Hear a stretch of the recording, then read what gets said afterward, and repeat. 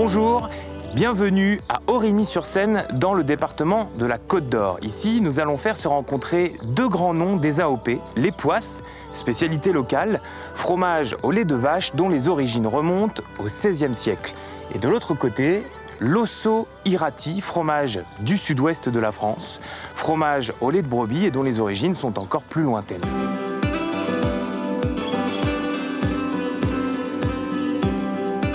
Nous venons d'être rejoints par Olivier Morin, qui est producteur d'AOP Osso Irati et qui nous vient tout droit du Béarn. Bonjour Olivier. Bonjour Benjamin. Donc ton exploitation, elle? C'est dans le Béarn, exactement, qui est dans l'aire géographique de production d'AOP Osso Irati. Pour donner le nom à l'appellation, on a retenu le nom de deux zones, une du Pays Basque et une du Béarn, la vallée d'Osso et la forêt d'Irati. Tu connais la Côte d'Or? Pas encore. Eh ben, je te propose de la découvrir aux côtés d'Alain Barthoviez, qui est producteur des Poisses AOP. Bienvenue en Bourgogne. Merci. Donc là, c'est chez toi, c'est ton exploitation? C'est chez nous, voilà. On est exploitation familiale et puis sur l'aire d'appellation Époisses. Donc ça tombe bien parce que vous arrivez au moment de la traite. Eh ben, allons-y. Super, j'ai pas fait la traite ce matin. Du coup, je vais faire ma séance c'est l'occasion de rattrapage. Ici, on a de la Montbéliarde et des brunes des Alpes. Nous, il nous faut 5 litres pour faire 1 kg de fromage. Combien il faut de litres de lait de vache pour faire 1 kg d'époisses? 1,8 litre par époisse. D'accord, c'est bien. Hein. C'est pas tant que ça, si? Ce qui est aidé quand même par notre alimentation, c'est vraiment ça qui joue, quoi. On est les seuls fermiers à faire de l'époisse. On traite toute l'année, on a un pic où on démarre à transformer notre lait fin juillet. On va commencer à faire nos stocks pour les fêtes de fin d'année. Comme Mathilde, on traite 2 fois par jour, parce qu'on est obligé de s'arrêter pendant 2 mois de l'année, minimum. Parce qu'une brebis, ça va faire du lait pendant 7-8 mois, alors qu'une vache, ça fait du lait 10-11 mois. C'est pas mal 2 mois de vacances. C'est pas mal.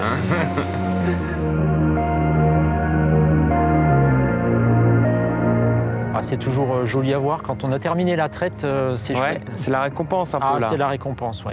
À casser la croûte.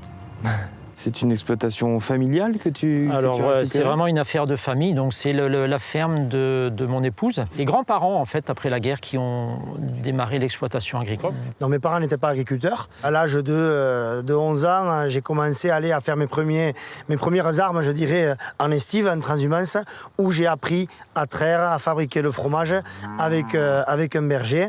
Et j'ai réussi à trouver une exploitation.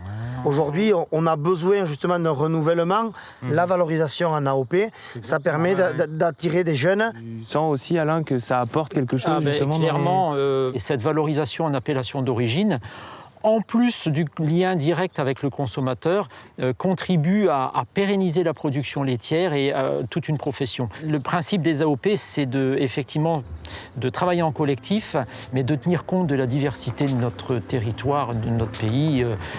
Ça, c'est top, ça.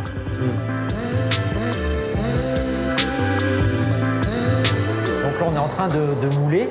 Demain matin, on va pouvoir démouler et prendre le fromage à la main et on va mettre le sel sec directement dessus.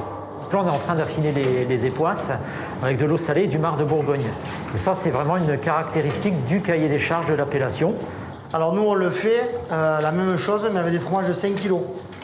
Et tu fais comme ça? On fait pareil, mais moins vite, du coup.